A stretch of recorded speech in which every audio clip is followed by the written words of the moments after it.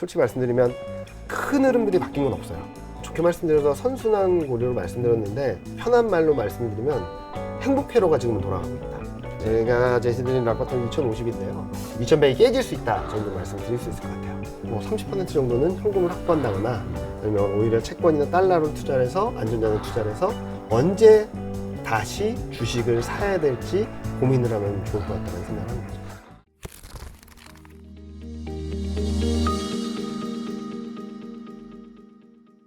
근데 사실 이게 증시가 내리면 더 걱정이긴 하지만 올라도 걱정하니까 맞아요. 항상 네. 이게 반등이 이게 찐일까? 그렇죠. 어디까지 갈까? 어디까지 갈까?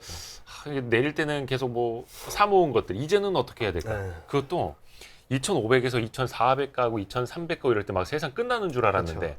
어느새 하다 보니까 2,500 넘으니까 네, 2,500 중반까지 와 있고 네. 그 또 지금에 드는 고민을 또 같이 이제 좀 풀어봐야 될 것 같습니다. 알겠습니다. 최근에 그 반등의 의미는 좀 어떻게 보세요? 그래도 얼추 좀 어닝 시즌 한 가운데 와서 그래도 2,500 중반까지는 반등하고 네. 저희가 지금 이제 8월 16일에 촬영을 하고 네. 있습니다. 네. 실적 시즌이 좀 네. 큰 역할을 해줬다고는 생각을 하고 있습니다. 그러니까 몇몇 기업들의 실적을 발표하는 과정을 보면은 예상보다 못했거든요. 네. 특히 삼성전자, 카카오 네. 대표적인 종목들이 IT 쪽. 컨센서스보다 부진한 실적을 냈어요. 네. 근데 많은 분들이 컨센서스를 조금 오해하시는 분들이 계시거든요. 네. 3개월 최근 평균이에요. 3개월. 네. 예. 근데 이거를 1개월로 보거나 일주일로 보면 그때보단 잘했거든요. 무슨 말이냐면 컨센서스보다 못했는데 그동안 최근 우려했던 것보다는 좋았던 그림이에요. 그러니까 주가는 그러면서 시장이 반응을 한 것은 주가가 얼마나 빠져 있나를 본 거죠. 네.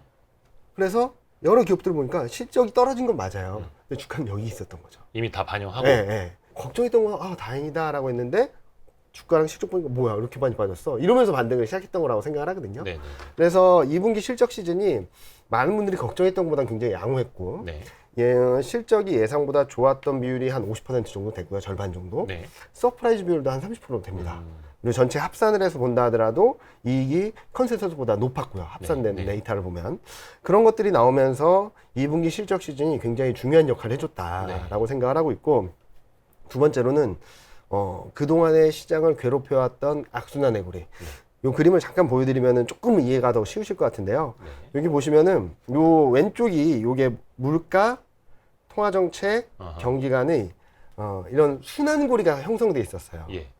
어떤 흐름이냐면 올해 초부터 올해 6월까지 네. 물가가 너무 높아. 통화정책은 더 매파적으로 할 거야. 그러면 경기가 더 안 좋아지겠네? 이게 계속 반복됐거든요. 네. 새로운 악재가 나왔다라기보단 이 세 가지 변수 사이에서 계속 악재들이 확대 재생산되는 과정이 있었는데 자 6월 CPI가 나왔을 때 깜짝 놀라긴 했어요. 6월 CPI. 네, 이번에 발표된 거 말고 지난번에 6월 CPI 9.1 나온 거. 9.1, 예, 9%대 나왔을 때. 근데 이게 오히려 반전의 기회가 됐거든요. 딱 보니까 아유 너무 높네. 근데 뭐야? 유가 이렇게 많이 떨어졌어? 원자재가 이렇게 많이 떨어졌어? 하면서 야 다음 달엔 정점을 통과할 수 있는 거 아니야? 라는 기대감이 들어오기 시작하면서 앞서 보여드렸던 요 삼각 이 악순환의 고리가 네. 약해지기 시작했거든요. 네. 그러면서 스물스물 반등을 하기 시작한 거죠. 그렇죠. 그러다가 2분기 실적 시즌 나오니 2분기 GDP가 나왔는데 2분기 연속 마이너스였거든요. 미국 거. 네, 미국이요. 그랬더니 근데 되돌아보니까 2분기 연속 마이너스긴 한데 소비는 플러스였어요. 네. 1분기 때는 수출 때문에 2분기 때문에 재고 때문에 마이너스가 난 거지 미국 경제가 진짜 망가진 건 아니야 라는 생각이 들면서 경기 침체에 대한 우려가 진정됐죠. 그래서 7월부터는 원자재 가격이 떨어진 그림 그리고 경기 침체에 대한 여부가 좀 논란. 그러니까 경기 침체는 거의 기정사실화된 듯 했지만 아닌 거 아니야?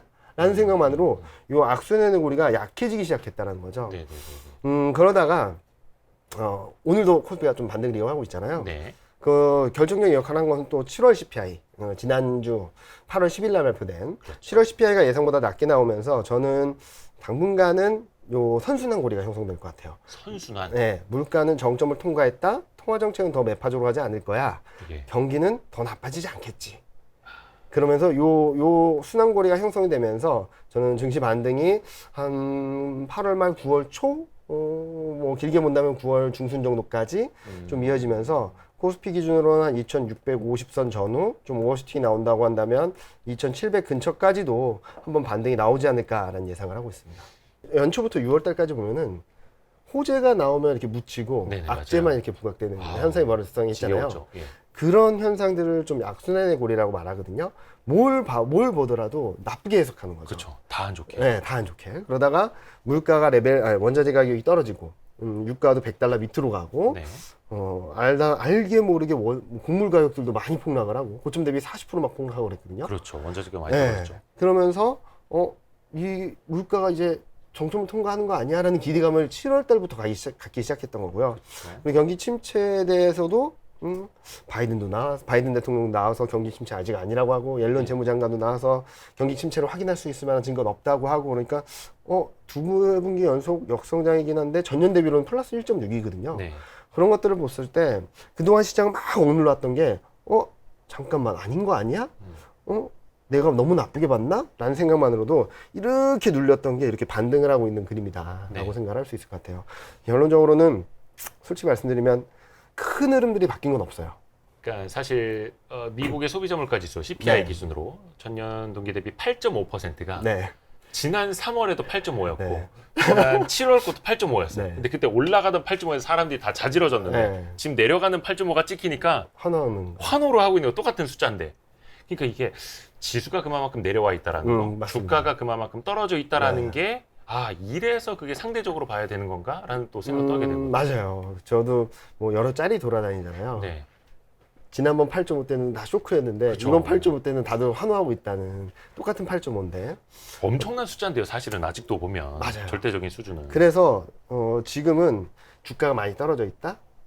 그리고 우리가 걱정했던 우려가 너무 앞서갔다. 네. 라는 것들을 인지하면서 반등이 나온 거라고 생각하거든요. 음. 그래서 추세 반전까지는 아니라고 생각을 하고 있어요. 그래서 앞서서 말씀드렸던 것처럼 8월 말 9월 초, 좀 길게 보면 9월 중순까지 반등은 좀 더 이어질 수 있겠는데 이게 추세 반전을 보기에는 좀 확인해야 될 것들이 좀 많다는 말씀드리겠죠. 진짜 그게 중요한 것 같습니다. 그래서 그러면 여기서 이제 고민은 그거지 않습니까? 네. 아까 한 2,650 정도까지는 네. 그것도 이제 기술적 반등이라고 보시는 그쵸, 거잖아요. 그쵸, 그쵸. 길게 봤을 때는, 긴 호흡으로 봤을 때는 그럼 그 사이에서도 또 요동이 있을 수밖에 없다라고 생각을 하고 있죠. 네네. 그래서 지금 뭐 기술적 반등으로 보는 몇 가지 이유를 잠시 설명을 드리면 네.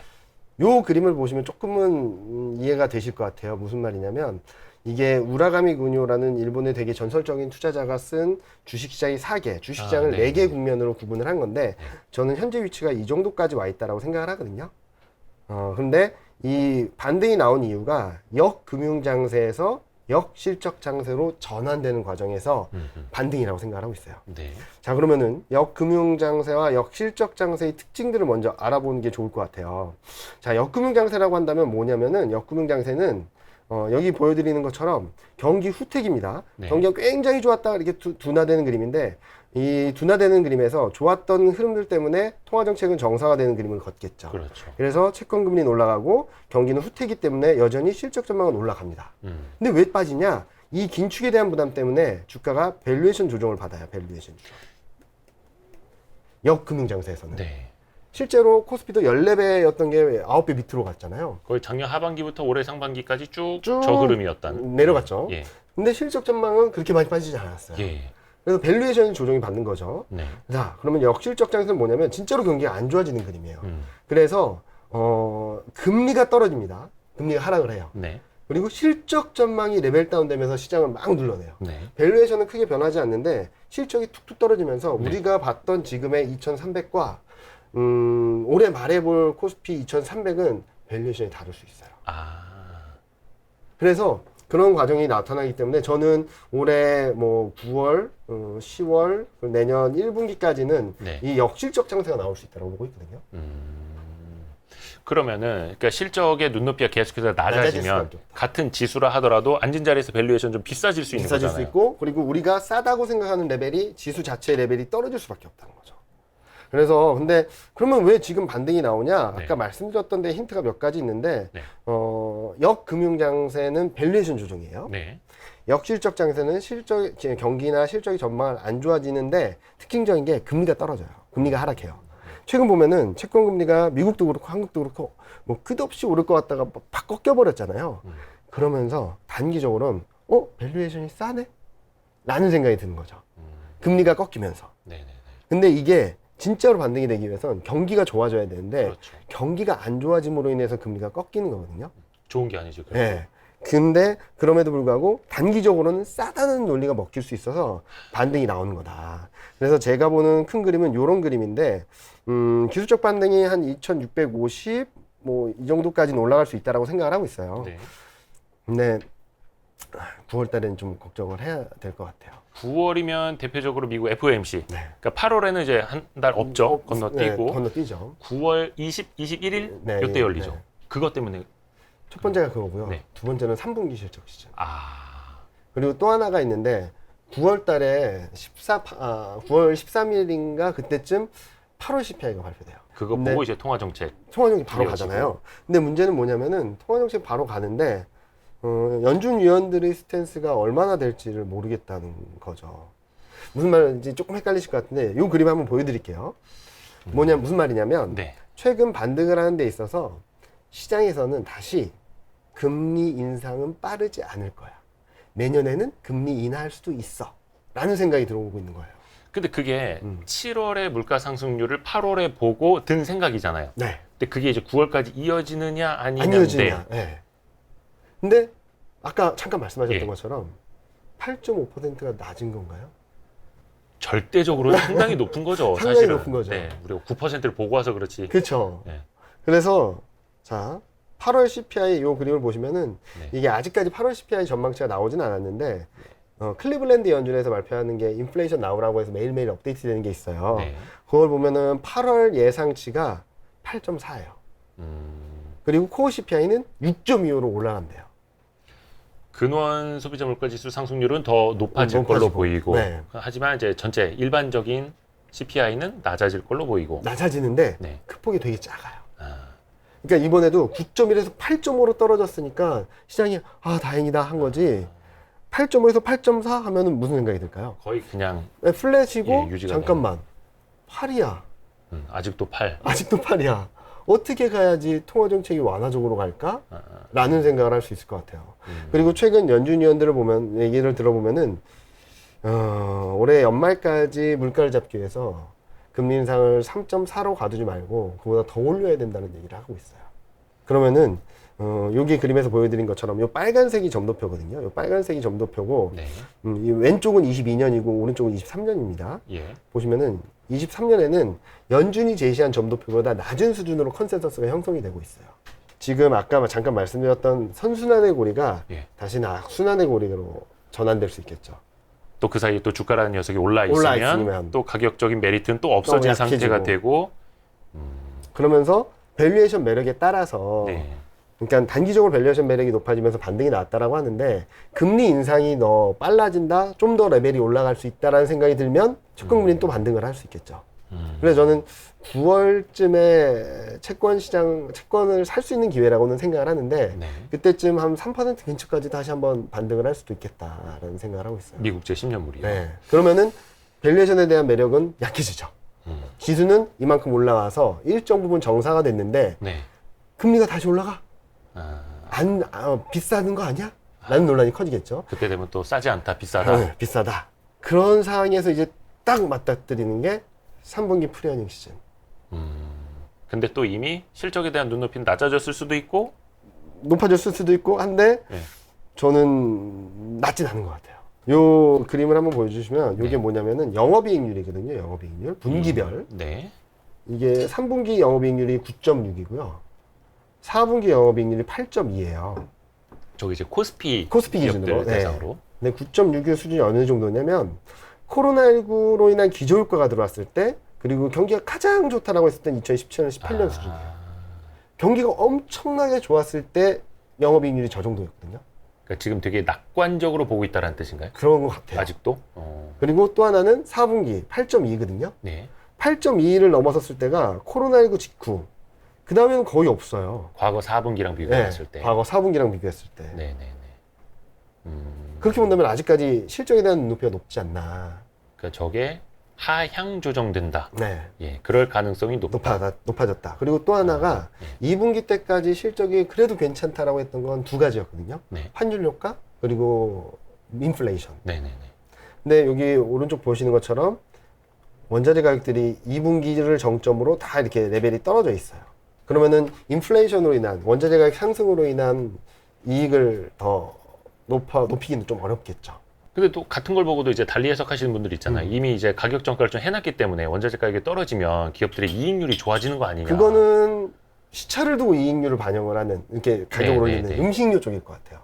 그래서 저는 안전판으로서 음식료를 말씀을 드리고는 있지만, 네. 에너지라든지, 보시면은 유가가 떨어지니까 그죠. 저희 기름 넣는 거 다 떨어지고 있잖아요.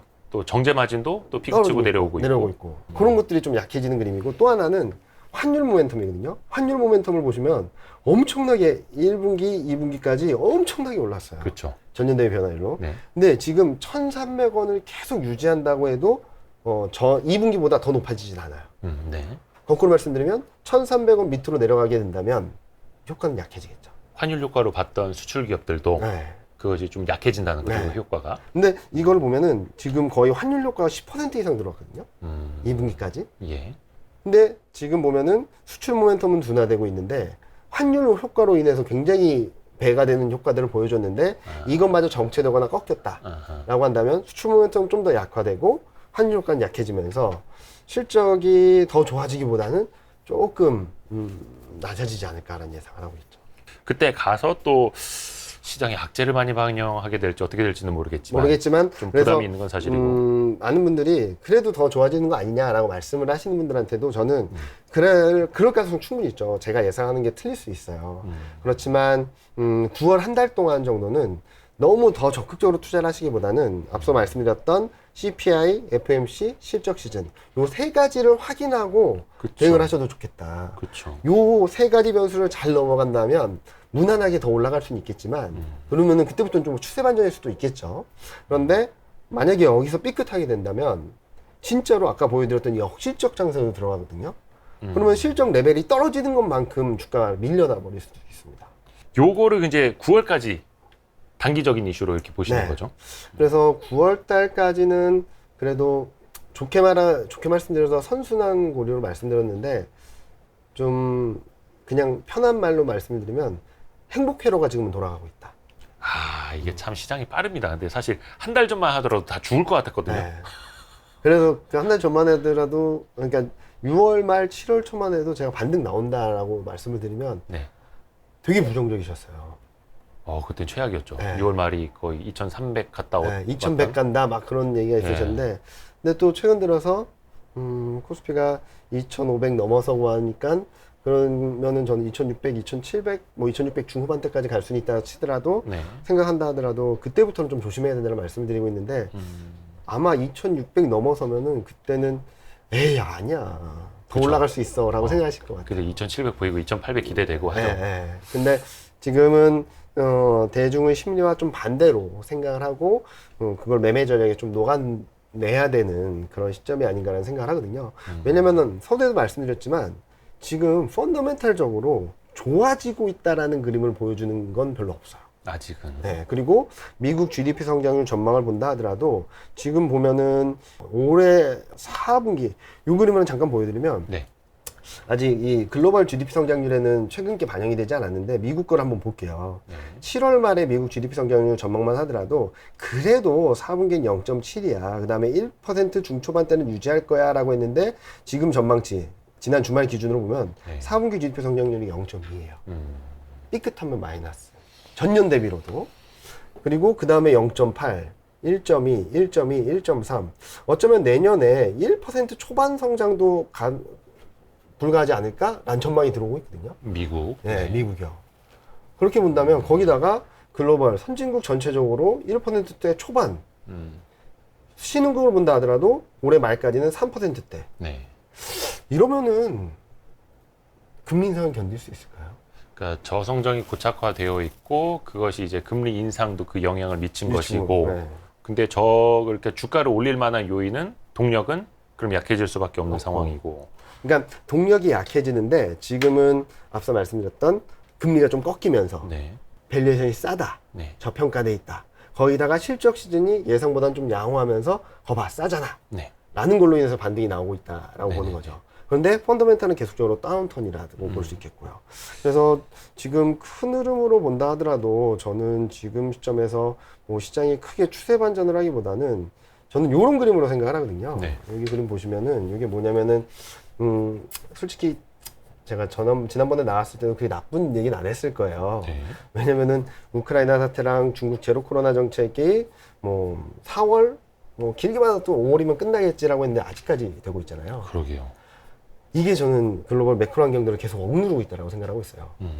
연결고리를 본다면 우크라이나 사태와 중국 제로 코로나 정책이 물가 레벨을 높였고 중국 경기 불안을 가중시켰고 그로 인해서 글로벌 전반적인 교역에 부정적인 영향을 주고 있다라고 생각하거든요. 그렇죠. 그로 인해서 글로벌 매크로 환경들은 계속적으로 다운턴입니다.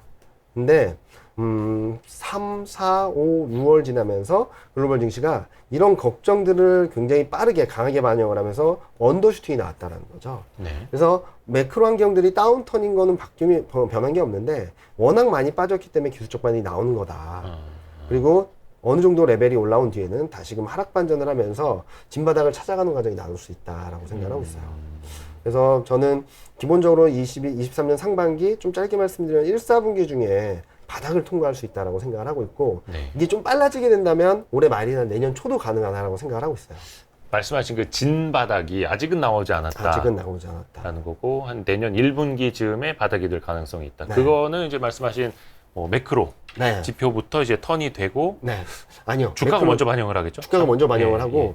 통화 정책이 변하는 시점에서부터 조금씩 나아질 것 같아요.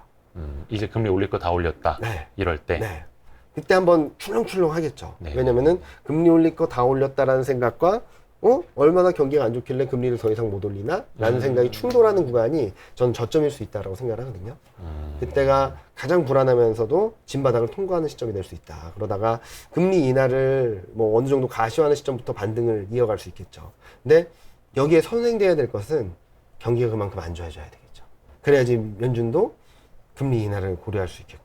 이제 얼추 연말에 미국이 한 3.5% 정도까지 네. 기준금리를 올릴 거라는 게 시장에는 반영이 돼 있는 건 아닌가요? 그쵸. 어느 정도나 반응을 하는지. 어느 정도 반영되었다라고 생각은 해요. 네, 네, 네. 근데 지금 반등하는 과정에서 본다면 그것도 안 갈 수 있는 거 아니야? 라는 생각이 조금씩 들어오는 것 같아서 저는 조금 걱정하는 거예요. 네. 이 그림이 아까 보여드렸던 예. 그림이긴 한데 이게 22년 점도표보다 이게 블룸버그 컨센서스는 조금 높아요. 3.5 정도. 예. 근데 연방금리 선물, 거래되는 선물 지수로 본다면 딱 3.4 정도예요. 더 큰 문제는 내년이죠. 내년은 거의 에이 못 올려. 네. 3.8까지 못 올려. 네. 라는 생각을 하고 있어요. 근데 여기서 4라는 숫자가 보이게 된다면 네. 아이쿠야. 금리 인하 기대감들은 굉장히 빠르게 약해질 거고 금리를 더 올릴 수 있다라는 속도에 대한 논란들이 좀 커질 수 있겠죠.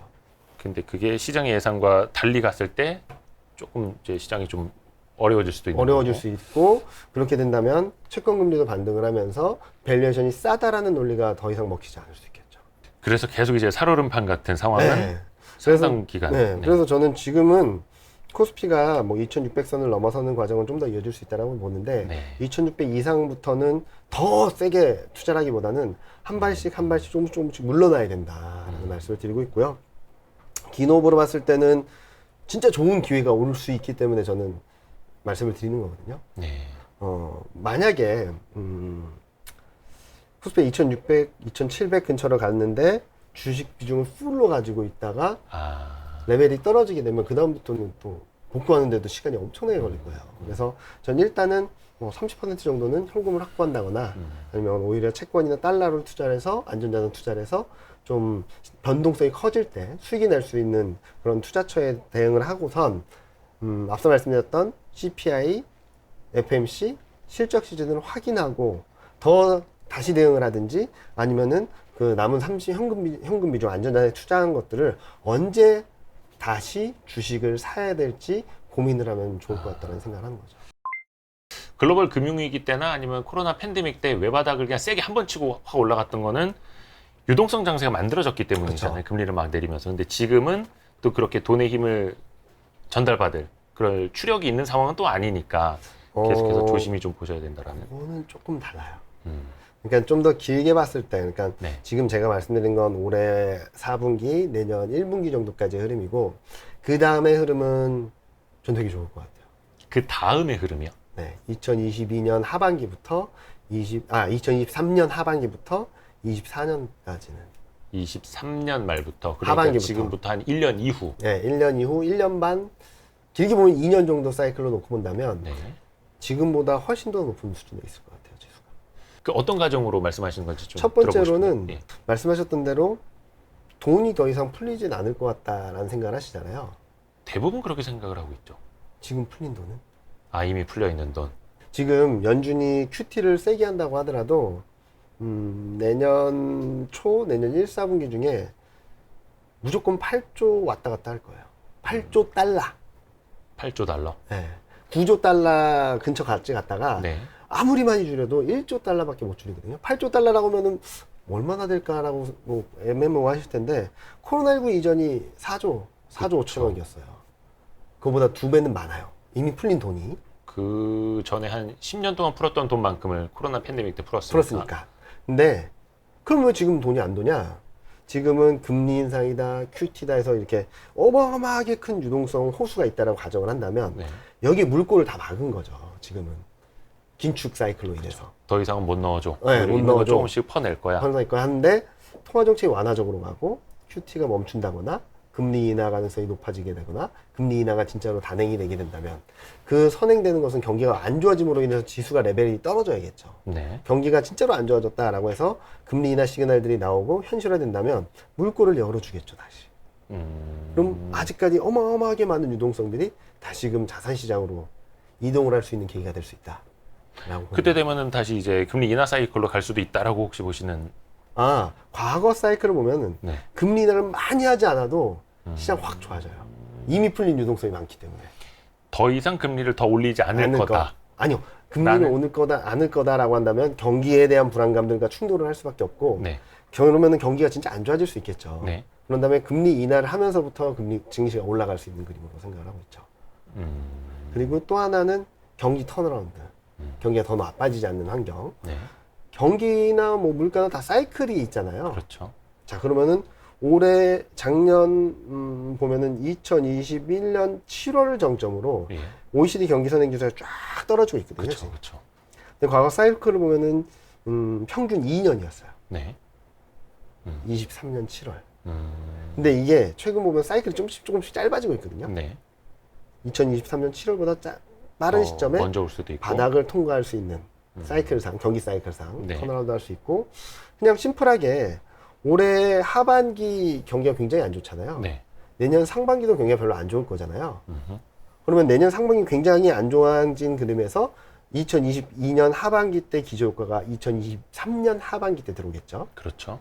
2024년 상반기 때 2023년 기저효과가 들어오겠죠. 네. 그럼 이 사이클상 23년 상반기까지 안 좋았다가 23년 하반기부터 좋아지는 사이클로 들어갈 수 있다고 보고 있거든요. 항상 전년 대비로. 네. 그러면은 통화 정책이 완화적으로 가는 그림, 플러스 경기 턴어라운드가 맞물리면서 시장은 예상보다 괜찮은 그림을 보여줄 수 있겠다라는 생각을 하는 거죠.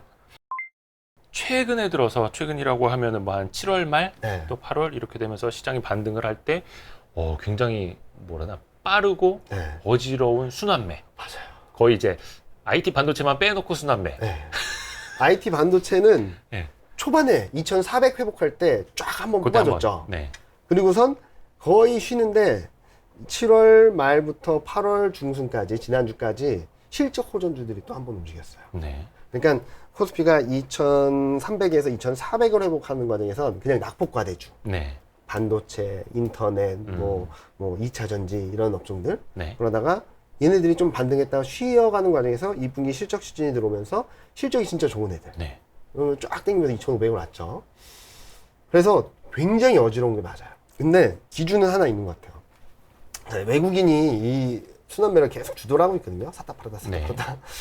요 그림을 한번 보여드리면 보시면은 위에 그림이 7월하고 8월이에요. 이게 파란색이 7월, 빨간색이 8월인데 계속 산 거는 IT 가전하고 자동차예요. 상대적으로 싸다, 실적 대비 저평가돼 있다. 그런데 실적 호전까지 나오면서 쫙 올린 거거든요. 계속. 네. 근데 나머지 업종은 샀던 것들은 7월 달에 샀던 것들은 8월 달에 많이 팔고요. 건설도 그렇고. 그리고 7월 달에 별로 사지 않았던 업종들은 8월 달에 사는 그림들을 보여주면서 어떤 한 방향성으로 시장을 끌고 가기보다는 실적보다 저평가된 업종들을 중심으로 샀다 팔았다 해요. 근데 자, 실적보다 싼 업종들을 샀다 팔았다 하는데 두 가지 카테고리인 것 같아요. 네. 첫 번째로는 낙폭과대. 그러니까 실적은 계속적으로 하향 조정되는데 주가도 이렇게 떨어져가지고 이 괴리가 큰. 그래서 이렇게 반등이 나오는 게 IT 하드웨어, 반도체, 가전, 미디어 교육, 화장품, 소프트웨어 이런 종권 이런 업종이 있고요. 네. 근데 실적이 이렇게 올라가는데 주가는 많이 빠지지 않았음에도 불구하고 실적이 올라가면서 이 괴리가 커진 게 에너지, 상사자본재 운송, 자동차, 비철, 은행, 보험, 필수소비재, 통신 이런 게 있었어요. 그 후자 쪽이 조금 더 실적으로는 좋아진다라는 네. 거잖아요. 그래서 요 그림 보시면 요 위에 있는 낙폭과대 중 실적 대비 저평가 업종은 2,400 회복하는 과정에서 중심에 있었고요. 초반에. 네. 그리고 실적 전망 상향 조정으로 실적 대비 저평가된 업종은 2,500을 회복하는 과정에서 중심에 있었어요. 이걸 주도한 게 뭐냐? 아까 보여드렸던 대로 외국인. 네. 외국인이 샀다 팔았다 하면서 이런 움직임들을 야기하고 있죠. 그런데 저는 아마 제가 2,600까지 말씀드렸잖아요. 네. 2,600까지 회복하는 과정에서는 저는 반도체, 화장품, 의류, 뭐 증권, 2차전지 요런 요 4개 업종들을 좀 바라보고 있거든요. 바라본다라는 의미는 좀 관심 있게 좀 네. 매력적이다라고 네. 생각을 하는 거죠. 왜냐면은 실적 시즌 끝났습니다. 네. 실적에 대한 민감도가 이제 떨어지기 시작할 거예요. 그런 상황에서 앞서 말씀드렸던 업종들을 보면 실적 대비 여전히 저평가된 업종이긴 한데 주가 자체의 단기적인 가격 메리트가 생기기 시작했어요. 네. 그래서 저는 이 업종들이 한번 반등을 이끌어가지 않을까. 특히 2차전지 같은 경우는 지난 주말에 하원을 통과한 인플레이션 억제 법안. 네. 그게 통과되면서 인플레이션 억제 법안이라고는 하지만 대부분이 에너지 정책이에요. 에너지 정책. 그쵸. 신재생 에너지 정책. 신재생 에너지 네. 쪽으로. 그래서 저희 섹터 애널리스트도 2차전지 소재 쪽이 굉장히 좋다라는 얘기를 하고 있거든요. 네. 그래서 저는 2차전지 쪽을 굉장히 매력적이다라고 생각을 하고 있고, 그리고 반도체는 최근 업황이나 실적에 대한 논란들이 컸긴 했는데 네. 여전히 실적 대비 저평가된 수준에 있고, 그리고 단기적인 7월 반등 과정에서 본다 하더라도 또 한 번 소외되는 듯한 모습을 보여주고 있거든요. 이런 상황에서 앞서 말씀드렸던 특히 이번 주에 발표되는 뭐 미국 제조업 지수라든지 이런 것들이 좀 전월 대비 변화율로 플러스 반전을 하게 된다면 좀 반등을 이어가지 않을까라는 생각을 하고 있습니다. 그리고 뭐 증권은 증시 레벨이 올라가게 된다면 당연히 마지막 네. 피날레를 장식을 해줄 수 있다고 생각을 하고 있고, 화장품 의류 중에서는 의류 쪽이 조금 낫다라고 생각을 하고 있어요. 의류 쪽이. 네. 네. 그래서 지금 현재 시점에서 본다면 이 4가지 업종들을 다음 순환매의 타자가 아닐까 라는 생각을 하고 있고, 뭐 솔직히 순환매 장세에서 따라가면 되게 힘들어요. 따라갔다 물리죠. 네, 따라가면 물리고 계속 이 패턴이거든요. 네. 네. 오히려 이렇게 좀 상대적으로 저평가된 업종들을 좀 길목 지키기 네. 하는 것이 조금 더 낫지 않을까라는 생각을 하고 있어요. 그래서 전 펀드 매니저분들한테는 그 얘기를 하고 있어요. 앞서 보여드렸던 요 많은 업종들을 네. 다 사는 게 아니라 음. 뭐 펀드 매니저는 가능하겠죠. 네. 포트폴리오를 중립화를 시키자. 중립화. 중립화? 그러니까 어느 것도 오버웨이트, 언더웨이트 하지 않게 네. 딱 시장 비중에 맞춰 놓자. 아, 네. 그러면은 순환매가 나오는 과정에서 어떤 업종은 오버웨이트 되고 어떤 업종은 언더웨이트 되잖아요. 자연스럽게. 네, 자연스럽게 되죠. 네. 그럼 다시 중립화. 아. 다시 중립화. 계속 이렇게 하면은 그래도 안정성이 높아질 수 있다. 아니면은 순환매 장세에서 따라가는 전략이 아니라 그래도 선행적으로 대응을 할 수 있는 전략이 되겠다라는 말씀을 드립니다. 약간 오르는 거 팔고 떨어지는 거 사고 이런 식으로. 네. 근데 그 밸런스가 조금 이제 헷갈리는 게 뭐냐면 네. 아까도 이야기해 주신 반도체, 2차전지, 화장품, 의류, 증권. 증권. 근데 요것도 어떻게 보면 이제 막 실적이 개선된다라거나 그죠? 예, 그거는 좀 아니라는. 아니죠. 예. 자, 그러면 요 그림을 하나씩 보여드릴게요. 요게 반도체 업종이거든요. 요 색깔이 23년 이익 전망, 영업이익 전망이에요. 네. 이건 22년 영업이익 전망이고요. 네네네. 최근 왜 반도체가 못 올라가냐? 23년 이익 전망이 너무 많이 떨어져 있어요. 그래서 거의 올해만 안 좋은 게 아니라 내년도 안 좋을 안 좋을 거다. 거다라는 걱정이 들어오면서 네. 근데 아직까지 23년과 이익 전망이 괴리가 크기 때문에 아. 저는 요게 기술적으로 요 저항대만 넘어서게 된다면 한 번 더 직전 고점을 넘어설 수 있는 그림으로 생각을 하고 있고요. 2차 전지 쪽을 한번 보여드리면은 지금 딱 저항대 맞닿아 있는데 아마 오늘 이걸 뚫어버릴 것 같아요. 네.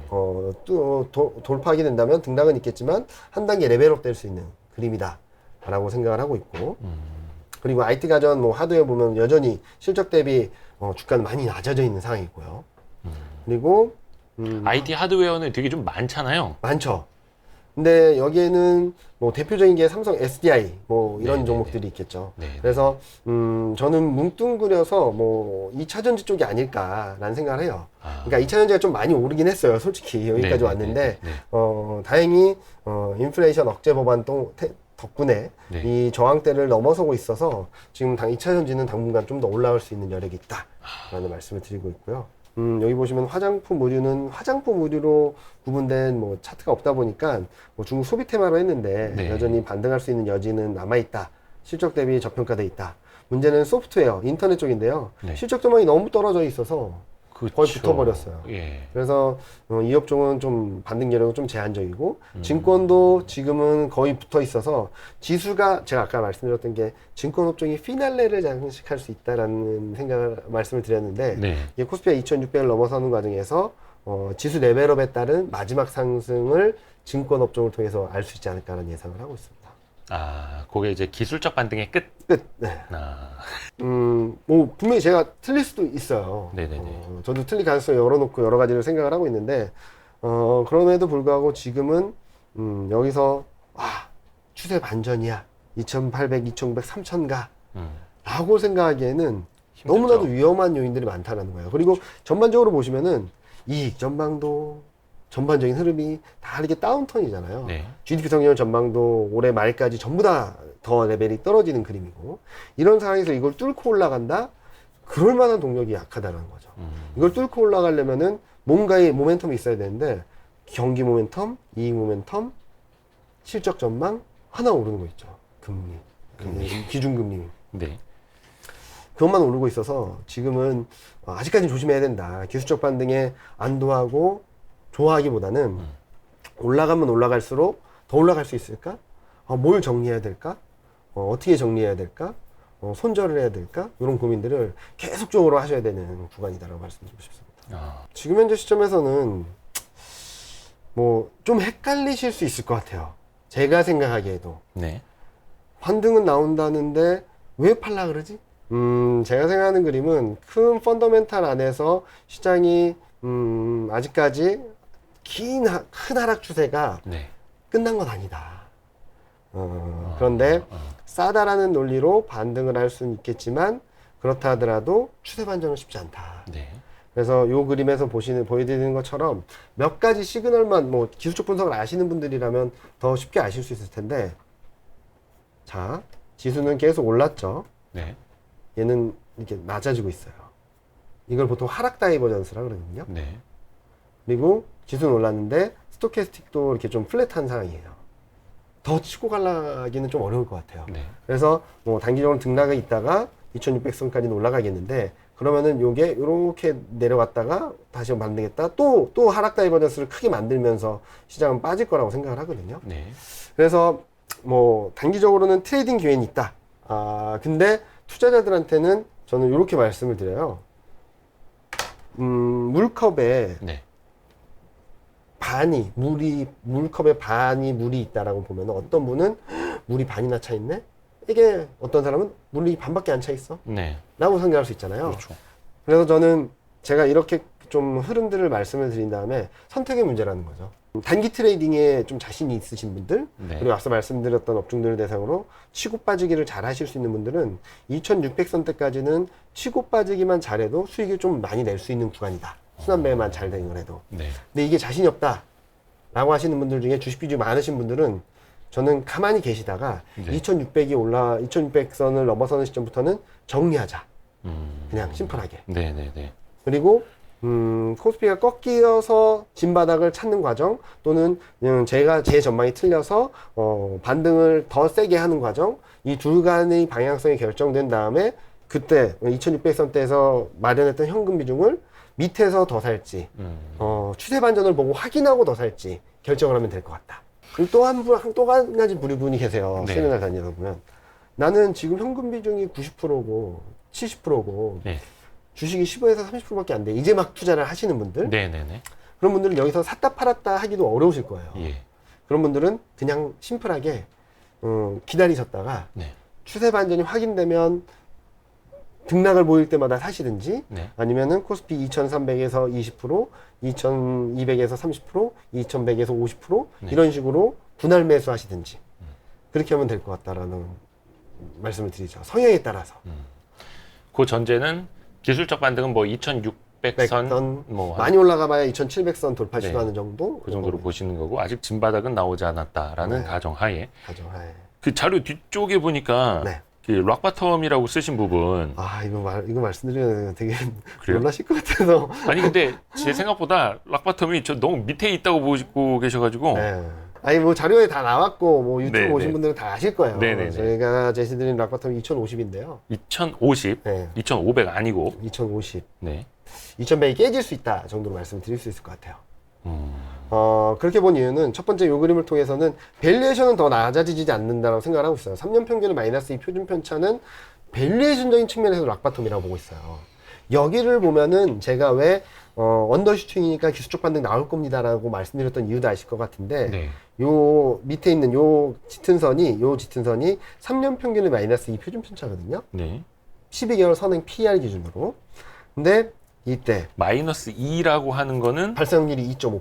그러니까 평균 수준에서 얼만큼 벗어나 있냐를 보는 거거든요. PER 기준으로. PER 기준으로. 평균의 표준 편차를 구해서 그걸 얼만큼 벌어져 있냐를 보는 거예요. 3년 평균에. 네네네. 그래서 마이너스 1 표준 편차라고 한다면 아. 한 15% 확률, 아. 여기까지 갈 확률이 마이너스 2 표준 편차라고 하면 2에서 2.5% 확률, 굉장히 낮은 확률이죠.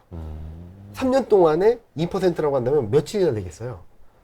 그래서 보시면은 마이너스 2 표준 편차 수준을 언더슈팅 했던 게 금융위기 때 한 번. 네. 그리고 2018년 미국 신용등급 강등 때 지지력 보여줬고요. 네. 2012년, 13년 남유럽 재정위기 때 지지력을 보여줬고요. 네. 그리고 2017년 추세 반전이 시작되는 시작점이었고요. 2018년, 19년까지 미중 무역 분쟁이 격화되고 전쟁으로 비화되는 과정에서 지지력을 보여줬고요. 그리고 2020년 3월 지지력을 보여줬습니다. 네. 그래서 저는 이 수준은 크게 이탈하지 않는다라고 했는데 요번에 깨졌었어요. 이번 6월, 7월 시장이 급락하면서 3년 평균 마이너스 2 표준 편차 밑으로 내려갔었거든요. 살짝 네. 깨진 건가요? 예. 그래서 저는 이건 언더슈팅이다. 네네. 밸류에이션으로 더 내려갈 수 없을 만큼 내려왔다가 더 레벨 다운됐다. 그 이후에는 뭐 반대 매매도 있었고 네. 대출 감소도 있었고 네. 그래서 저는 일단은 마이너스 2 표준 편차 수준이라고 할 수 있는 한 8.7에서 8.8배를 밸류에이션적인 측면에서는 굉장히 중요한 지지선이다라고 생각을 하고 있어요. 그러니까 12개월 선행 PER PER 기준으로 8.7, 8.8이면 네, 충분히 싸다. 근데 이번엔 8.5 밑으로까지 갔었거든요. 근데 저는 이게 적정한 수준, 락바텀이라고 하는 수준을 언더슈팅했기 때문에 지금 때는 팔 때가 아니라 오히려 현금 있는 분들은 사야 된다, 반등 나온다 네네네. 라는 말씀을 드렸던 거고 네. 자 그러면 이제 그럼 왜 2050까지 가냐? 예. 아까 말씀드렸던 대로 실적이에요. 네. 자 실적에 대해서 말씀을 드리려면 조금의 빌드업이 필요한데 네. 일단은 전반적인 경기가 안 좋아지는 건 다 아시잖아요. 네. 그리고 ISM 제조업 지수가 굉장히 많이 꺾이고 있습니다. 그렇죠? 네. 자, ISM 제조업 지수가 중요한 이유는 증시와 굉장히 상관관계가 높아요. 그렇죠. ISM 제조업 지수와 S&P 500 전년 대비 변화율은 0.74, 코스피랑은 0.56. 0.5 이상이면 상관관계가 있다라고 말씀을 드릴 수 있는데 S&P 500은 0.7이라면 굉장히 높은 거거든요. 네. 자, 그럼 왜 이렇게 ISM 제조업 지수와 지수가 굉장히 상관관계가 높냐? 실적이에요. 보시면은 ISM 제조업 지수와 12개월 선행 EPS 변화율을 보면은 거의 같은 궤적을 그리고 있다. 보실 수 있을 것 같고요. 네. 코스피는 12개월 선행 EPS 등락과 같은 궤적을 그리고 있어요. 상관관계가 0.68이에요. 네.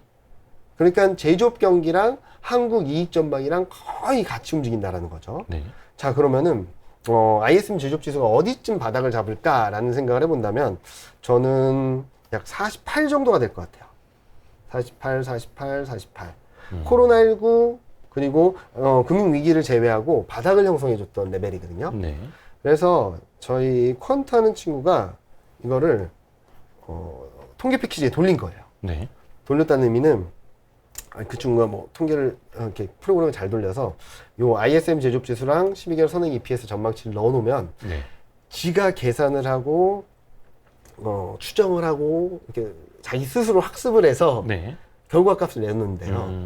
그래서 결과값이 나온 게 왼쪽 표거든요. 보시면은 ISM 제조업 지수가 어느 정도 레벨일 때 6월 말 EPS 기준 어느 정도 떨어질까를 보여드린 거예요. 오. 이거 그랬더니- 기계적으로 다 계산이 네. 된. 네. 48을 했더니 6월 말 기준 14.5% 빠진다.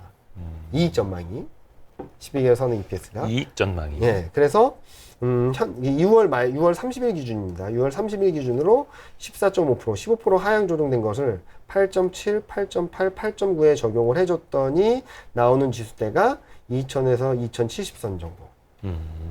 그래서 저희는 이 ISM 제조업 지수가 이 정도 레벨 다운될 수 있는데 그러면은 12개월 선행 EPS가 14.5% 정도 떨어지고 이거를 락바텀이라고 할 수 있는 밸류에이션 레벨에 반영을 해줬더니 2050선 전후가 나온다. 정도로 보시면 될 것 같아요. 그렇다고 해서 꼭 여기까지 간다는 게 아니라 락바텀이라는 수준을 말씀을 드리는 거예요. 그러니까 그게 깨지면은 거의 뭐 글로벌 금융위기 정도 아니면 버티면은 다시 올라온다. 이거죠. 그러니까 그래서 현금 비중이 좀 많으신 분들은 2,300, 2,200, 2,100 깨질 때마다 비중을 더 늘려가셔도 된다라는 말씀을 드린 거고 네. 여기서 언더슈팅도 나올 수도 있고 여기를 안 깨고 올라갈 수도 있겠죠. 그렇죠. 예. 그런데 2,300보다 좀 낮은 수준에서 진바닥을 잡아가는 과정이 될 수 있겠다라는 말씀을 드리고 있고요. 뭐 이게 몇 월 며칠 날 2,100이 깨집니다라고 말씀드리기 되게 어렵잖아요. 네네네. 그래서 뭐 최근 경기 둔화 속도가 워낙 빠르니까 네. 둔화폭이 크니까 일단 올해 연말이 될지 내년 초가 될지 내년 1, 4분기가 될지 시점에 대한 명확한 판단을 하는 것도 중요하지만 일단 기본적인 컨셉은 코스피가 2,100이 깨지면 우리는 무조건 산다. 바이콜 하자. 2,100에 근접하면은 더 이상 매도 실익이 없다라는 전략을 드리고 2,100이 깨지면 바이콜 드리고 그다음부터는 밀릴 때마다 더 사거나 아니면은 언더슈팅이 나온다면 좀 기다리면 충분히 수익을 낼 수 있는 구간으로 들어갈 수 있다는 말씀을 드릴 수 있겠죠. 그렇다고 해서 거기까지 내려간다 이거는 아니잖아요. 그렇죠? 거기까지 내려간다는 게 아니라 네네네. 2,100이 깨지면 진짜 싼 구간이다. 이거는 사면은 손해보지 않는 구간이다. 라는 정도로 말씀을 드릴 수 있을 것 같고 만약에 2200선에서 반전을 할 수도 있고 2300을 한 번 더 살짝 깼다가 이중바닥을 만들고 반등을 할 수도 있겠죠. 네. 근데 저희가 예상하기로는 2100까지는 좀 일단은 열어놓고 그 다음에 추세 반전이 어느 레벨 정도에서 오는지 그거는 또 매크로 환경이라든지 토화 정책, 물가 이런 것들을 좀 보면서 계속적으로 판단을 하고 업데이트 드려야 되겠죠. 그래서 저도 솔직히 말씀드리면 연간 전망을 이렇게 자주 바꾼 적은 없는 것 같아요. 매크로 자체가 춤을 추고 있으니까. 맞습니다. 예, 사실 그보다는 더 춤을 크게 추는 증시. 시장. 예, 그거는 뭐 그래서 말할 나위도 없죠. 저 아는 분이 그런 말씀 해주시더라고요. 파월도 계속 바꾸고 있고 전도표도 계속 바뀌고 있어. 너무 스트레스 받지 마. 그러시더라고요. 그래서 맞는 말씀입니다. 지금 제가 전망을 이렇게 말씀을 드리고는 있지만 변화에 따라서 계속 업데이트를 드릴 거거든요. 네네네. 그래서 저는 지금 이대로 무조건 간다라기보다는 이 가능성을 열어놓고 계속적으로 리세 조정을 해가면서 전략적인 스탠스를 조정해 나가자. 다만 9월 달 중에는 좀 확인해야 될 것들이 많고 자칫하면 변동성을 크게 키울 수 있을 만한 변수들이 많기 때문에 좀 현금을 가지고 어느 정도 확보하고 맞이하자. 라는 말씀을 드리고 싶은 부분이죠. 이미 어떤 종목들은 거의 락바텀에 와 있는 거 아니냐 싶을 수도 있어요. 맞아요. 조금 안정적으로 가고 싶으신 분들 입장에서의 좀 조언 좀 해주실까요? 방어적 포트폴리오 구성도 좀 자료에 있네요. 이건 아까 말씀드렸던 것처럼 네. 포트폴리오 투자하시는 분들의 입장에서는 뭐 배당주, 통신주, 음식료 이런 게 상대적으로 덜 하락할 수 있다라는 컨셉이지 네. 이거를 무조건 사자는 건 아니에요, 절대 저는. 그래서 오히려 저는 투자를 고민하신다 하시는 분들한테는 근데 이거 보여드리면은 네. 또 좋다라고 하실 것 같아가지고 절대 개인 투자자분들은 이 종목들을 사자라는 건 아니에요. 근데 배당주를 뭐 선호하시고 그 배당주 투자에 되게 특화되신 분들이라면 좀 관심 있게 바라보실만 한데 이걸 가지고 더 끌고 가자 그렇게 말씀드리기 좀 어려울 것 같거든요. 저는 오히려 9월 중에는 채권하고 달러를 사자. 안전자산으로 가자. 그러니까 증시가 어느 정도 반등할 만큼은 반등을 했으니 네. 그 반대로. 네. 세미나를 다니다 보면은 많은 분들이 물어보세요. 네. 9월 이후 시장 안 좋아요. 딱 이렇게 말씀을 드려도 아 그래? 그럼 뭘 사야 돼? 맨날 물으신단 말이에요. 저 그 여쭤보려고 했는데 항상 사람은 그래요. 네. 떨어지고 있을 때는 그럼 어떻게 해야 되냐, 네. 지금이라도 팔아야 되냐 이 고민만 하고, 반등하고 있을 때는 떨어지는 거 사실은 생각하기도 네. 싫거든요. 그래서 저는 주식에 대한 관심을 좀 낮추고 채권하고 달러 관련된 ETF라든지 뭐 이런 여러 가지 상품들이 굉장히 많거든요, 요즘. 네네. 그런 것들을 사자. 계속 이걸 이제 믹스하면서 가자라는 네. 그래서 말씀이신 거죠. 많은 분들이 너무 주식에 오리엔티드 되게 계시면은 주식의 등락에 따라서 너무 힘드신 구간들이 많을 수밖에 없어요. 그렇죠. 그런데 자산군을 좀 넓히시면은 주식이 빠질 때 오히려 올라가는 자산군들이 있거든요. 안전자산이라 말할 수 있는. 네. 뭐 채권, 뭐 달러, 금, 은 뭐 이런 것들이 있겠죠. 근데 네. 금하고 은은 좀 길게 보기는 좀 어려울 것 같아요. 네. 왜냐면은 달러랑 좀 상반된 그림들을 보여줄 수 있기 때문에 예. 금하고 은보다는 전 채권하고 달러가 좀 더 매력적이다라고 생각하고 있고 증시가 하락할 때 얘네들은 좀 올라갈 수 있어요. 그래서 저는 어떤 종목을 찾는 분들도 분명히 계실 거예요. 네. 근데 그 찾는 노력을 하는 것보다는 이쪽 안전자산의 투자를 비중을 늘려놓고 그리고 언제 더 싸게 많이 잡을까? 왜냐면 락바텀이 나오면 안전자산에 투자했던 거 다시 현금화해서 주식으로 싸게 사면 되는 거잖아요. 그렇죠. 네. 그런 전략을 펼쳐가시는 게 조금 낫지 않을까라는 생각을 하고 있습니다. 알겠습니다. 그래서 지금 저는 원달러율은 아마 8월, 9월 중에 뭐 1,300원이 깨질 것 같아요. 네. 그때부터 조금씩 사모아 가시면 올해 말 내년 초에는 1,350원까지 올라갈 수 있다라고 생각을 하고 있고 채권 금리는 지금 2.6에서 2.8 왔다 갔다 하고 있는데 네. 이게 좀 한 3 근처까지도 한번 갈 수 있을 것 같은데 그때가 좀 매수 타이밍이 되지 않을까. 2.8을 넘어서는 시점이 그때부터 좀 사 나가신다면 올해 말 내년 초에는 그보다 좀 낮은 수준까지 내려갈 수 있다라고 생각을 하고 있어서 저는 채권하고 달러를 좀 사 놓으신다면 시장이 불안정하더라도 내 자산군, 내 포트폴리오, 내 자산은 조금 안전성을 높여갈 수 있지 않을까. 오히려 진바닥이 나왔을 때 살 수 있는 금액이 더 늘어나는 효과를 볼 수 있겠다라는 말씀을 드리고 싶습니다. 좀 증시가 반등한다고 해서 막 여기서 뭐 흥에 취해서 있을 때는 결코 아니다. 절대. 네. 만약에 그러면은 똑같은 패턴일 것 같아요. 또 이제 조정받을 때 얻어맞고 네. 다시 또 마이너스 되고 네, 막. 네. 많은 분들이 그러신 것 같긴 해요. 저 주변에서 뭐 제가 코스피 2,400, 500대, 아니 600, 500대부터 사자란 말씀을 드리긴 했는데 그때 대부분 못 사셨고 네네. 뭐, 떨어질 때. 네, 떨어질 때 사자라고 네, 말씀드렸는데 근데 아마 제가 생각하기에는 2,600 가면은 이제 사야 되는 거 아니야? 라고 하실 것 같아요. 그렇죠. 근데 지금은 시장의 추세가 위쪽이라면 네. 언제 사도 문제가 없어요. 결국 수익을 날 거니까. 그렇죠. 지금은 아직은 아래쪽이에요. 추세가. 큰 추세가. 네. 그렇기 때문에 단기 트레이딩 이상의 바이앤홀드 전략을 가져가기는 어렵고 오히려 반등하면 반등할수록 어떻게 정리할까? 어떻게 현금을 확보할까? 어떻게 하면은 안전한 쪽으로 내 자산을 잘 지킬 수 있을까에 대한 고민을 더 세게, 더 많이 하셔야 된다고 생각하고 있습니다. 오늘 좋은 말씀 감사합니다. 이경민 팀장님이 또 이제 단기적인 거, 네. 또 중장기적인 거 함께 또 많이 조언을 해주시기 때문에 그래서 이경민 팀장님 이야기는 자주 들어야 됩니다. 오늘 나오셔서 너무 감사드리고요. 네. 또 한번 또 저희가 또 한번 시간을 또 빌리도록 하겠습니다. 알겠습니다. 고맙습니다. 네, 감사합니다.